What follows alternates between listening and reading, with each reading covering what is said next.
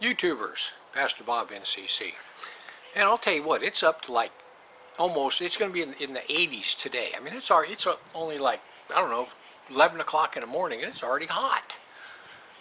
One thing about California, we don't have 4 seasons. We have like winter time and it rains. It rains in the winter. Hopefully, sometimes it doesn't. But it never gets cold. I think that I have a little ice scraper out on my the front of my house that I use on my windshield, and we get like, just a little, it's not even ice, it's frost. You can scrape it off with a credit card. And I think I did that maybe twice this whole winter. It doesn't get cold. You wear a sweatshirt, that's all you ever wear in California, nothing else. But then we have winter, and then we have a little bit of spring, and then it gets hot. I mean, we're talking 2-3 weeks of spring, and then it's hot. Then we have hot all summer long, and then fall it turns a little bit cool for about 2 weeks, and it starts raining. So that's our seasons in California.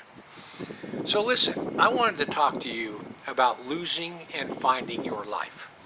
And our scripture comes from Matthew 10:36-39. This is what it says. It says, "And a man's foes shall be they of his own household. He that loves father and mother more than me is not worthy of me, and he that loves son or daughter more than me is not worthy of me. And he that takes not his cross and follows after me is not worthy of me." Now here's the key. "He that finds his life shall lose it, and he that loses his life for my sake shall find it."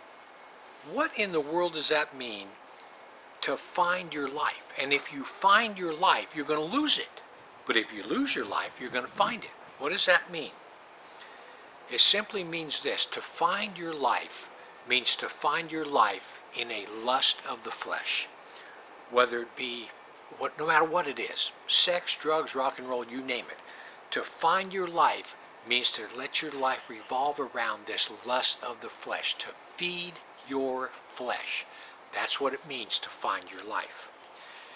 Back when I smoked weed was my life. It's all I thought about. It's what I thought about the last thing when I went to bed. I got stoned. The first thing I did when I got up in the morning, I got stoned. If I was working, me and my friends would all go out at lunch and get stoned. Weed was my life. My whole life centered around being stoned.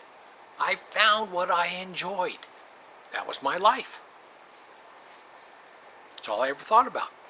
All my friends were stoners. I don't think I had a single friend that wasn't a stoner. All my friends were stoners, because stoners hang out with stoners. Someone quits being a stoner, their friends quit hanging out with him because they don't get stoned anymore. That was my life. So listen, I remember if we had plans to go somewhere, like we were going to go somewhere, beach, mountains, camping, whatever, if you couldn't score any weed, why go? Why go? You're not going to have a good time. If you can't go and get stoned, why go? It was my entire life, and all my friends' life, all my circle of stoners. That's what we did. We found our life in marijuana. That was our life. That's what it says. He who finds his life shall lose it. So listen, anything can be your weed. What was weed for me, it can be anything. It can be whatever your life revolves around. Whatever you think about first thing in the morning, last thing at night before you go to bed, whatever your life is in, whatever gives you meaning, the center of your life, that's your weed. It can be a girlfriend, a boyfriend, a car, motorcycle, a horse. I know people who are so into horses their life revolves around their horse. So listen, none of these things are bad in themselves. None of these things are bad in themselves, but when they become the center of your life instead of God, that's when it becomes bad.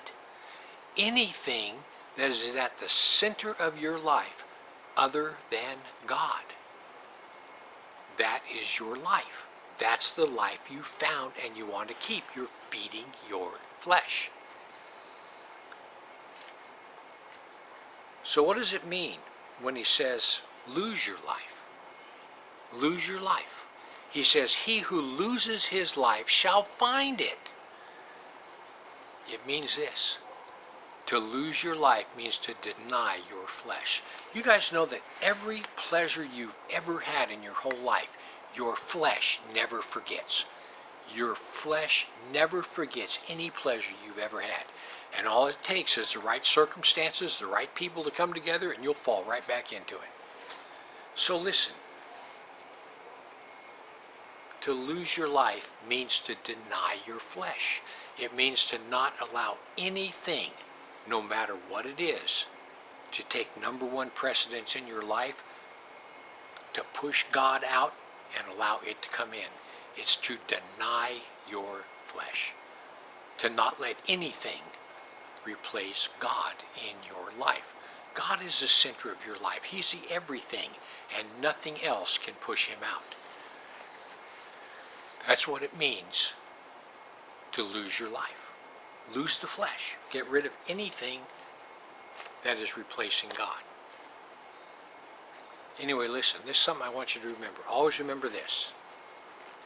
The flesh is always the opposite of God's will for your life. Always. The flesh is always exactly the opposite of God's will for your life. Anyway, I just want to give you something to think about. He who loses his life shall find it. Don't let anything in your life be more valuable to you and have your focus and your attention other than God. Because if you do that, you'll lose. That's what it says. You will lose. Anyway, I just want to give you something to think about. Heaven or hell, just remember, once you take your last breath, it's a done deal.